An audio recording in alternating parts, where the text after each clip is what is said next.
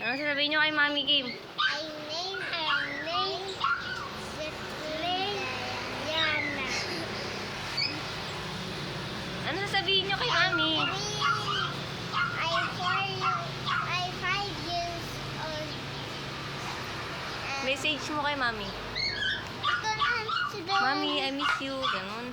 Mommy, I miss you. Ano pa? Salta ka pa.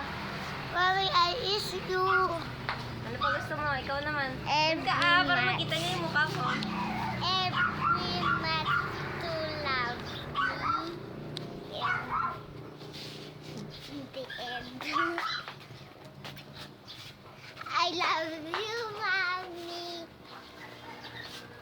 You, Mommy.